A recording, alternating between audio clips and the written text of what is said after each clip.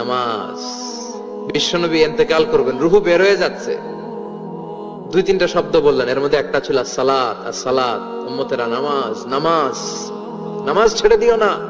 ওয়া মালাকাত ঈমানুহুম। মানুষ ইন্তেকালের আগে শ্বাস বের হয়ে যাচ্ছে, রূহ চলে যাচ্ছে, ওই মুহূর্তে কি জরুরি কথা বলে নাকি ফালতু কথা বলে? সবচেয়ে জরুরি কথাটাই তখন সে বলে যায়, ঠিক কিনা? কথা বলেন। বিষ্ণু বলেছিলেন নামাজ।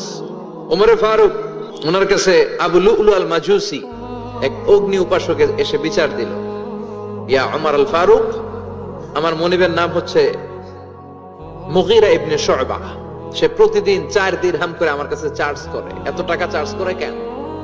জিজ্ঞেস করলেন তুমি কি কাম পারো? আমি খঞ্জর বানাইতে পারি। খঞ্জর চিনেন? ছোট্ট ছুরি আরবরা পকেটে রাখে। ওমানের সুলতান কাবুসের ছবি দেখবেন, এখানে একটা খঞ্জর আছে। আমি খঞ্জর বানাইতে পারি। খঞ্জর বানাতে পারো? মদিনায় তো কেউ বানাতে পারে না, তুমি খঞ্জর বানাইতে পারো? তুমি তো অনেক টাকার মানুষ মিয়া, তোমার মনিব তো অল্প টাকায় চার্জ করছে, এটা দিতেই হবে। আবু লুলু কয়, ওমর তুমি সবার জন্য এত নরম, আমার জন্য গরম, তোমার আমি বুঝাবো। সে বাড়িতে যে একটা খঞ্জর বানালো, মাকবাদাতুহু ফি ওয়াসাতিহি, যে খঞ্জরের হ্যান্ডেল হচ্ছে মাঝখানে, দুই দিকে ধারালো ছুরি, এটা ধার দেয়। আর কয়, ওমর তোরে আমি বুঝাবো। প্রতিদিন ধার দেয়। সাইয়েদনা ওমরে ফারুক মসজিদে নববীর ইমাম, ওয়া কানু ইউসাল্লুনা বিগালাস, তখন ওনারা অন্ধকারে নামাজ পড়তেন আউয়াল ওয়াক্তে। আমরা তো দেরি করে পড়ি, সুন্নাহ অনুযায়ী আগে আগে পড়া ভালো। আপনি মসজিদুল হারামে গেলে দেখবেন যে কত আগে ফজর পড়ে, ফজরের 1-1.5 ঘন্টা পরে সূর্য ওঠে, ঠিক কিনা?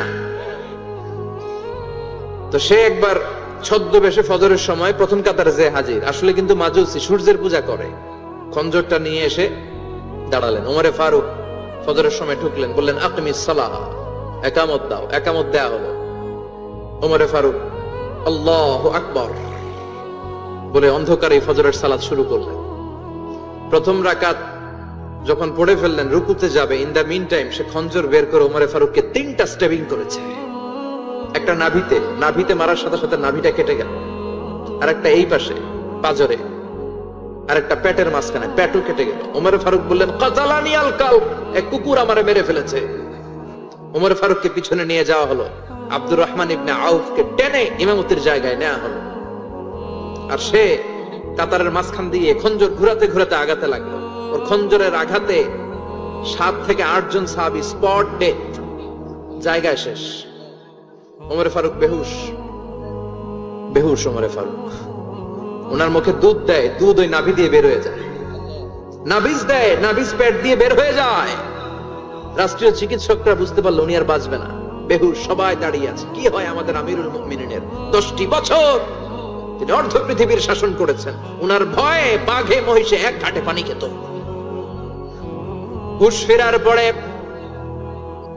ওমরে ফারুক বলেন, আমারে মারছে কে? আমার কি অবস্থা, বাঁচবো কিনা?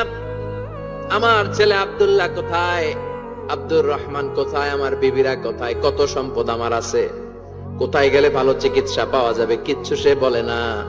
হুশ ফিরার পরে ওমরে ফারুকের প্রথম প্রশ্নটা ছিল আসল্লান্নাস, আসল্লান্নাস, আমার দায়িত্বে, আমার নেতৃত্বে যে ফজরের একটা নামাজ শুরু হয়েছিল, এটা কি ঠিক মতো শেষ হয়েছিল? আসল্লান্নাস, মানুষরা নামাজটা পড়ছিল, 1 রাকাতের দায়িত্ব পালন করতে পেরেছে, এরপর হুশ নাই। বাকি 1 রাকাতের কি হয়েছে? মুসল্লিদের কি হয়েছে? সালাতটা ওয়াক্ত মতো হয়েছে কিনা? আসল্লান্নাস, এটা ছিল ওমরে ফারুকের প্রশ্ন। সুবহানাল্লাহ কইবেন না? তাহলে এই সালাতের গুরুত্ব আছে না নাই?